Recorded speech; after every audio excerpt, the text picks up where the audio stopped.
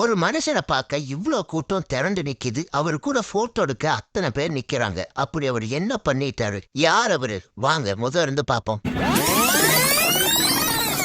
நேத்து நாங்க போன ஈவென்ட் பெங்களூர் இந்திரா நகர்ல இருக்க த காமெடி தியேட்டர்.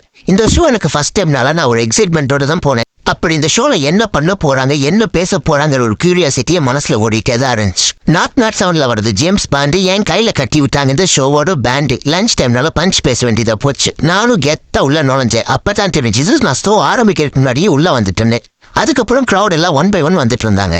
நாம எந்த ஒரு நல்ல காரியம் ஆரம்பிக்கிறதுக்கு முன்னாடி பிள்ளையார் சொல்லி போட்டு தான் ஆரம்பிப்போம். அதே மாதிரி இந்த ஷோக்கு பிள்ளையார் சொல்லி போட்டு ஆரம்பிச்சவர் தான் அருண் ஸ்ரீராம்.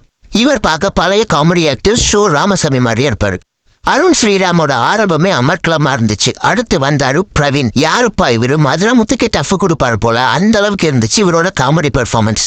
இவர் பேசுற விதமாகட்டும், குட்டி குட்டி நிவான்சஸ், ஸ்கிரிப்ட், எஸ்பெஷலி டயலாக் டெலிவரி சான்ஸே இல்லைங்க, அவ்வளவு சூப்பரா இருந்துச்சு.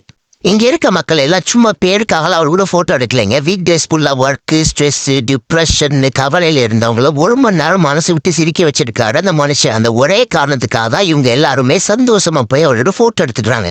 இந்த மாதிரி அண்டர் ரேட்டட் டேலண்ட்ஸ் நிறைய பேர் இருக்காங்க. நாம தான் அவங்களுக்கு சப்போர்ட் பண்ணணும். ஒரு வழியா ஷோ முடிஞ்சு நாமளும் கிளம்பிட்டோம். மெயின் அந்த ஷோவை நடத்திட்டு இருக்க இந்திரா நகர் த காமெடி தியேட்டருக்கு பிக் சல்யூட்.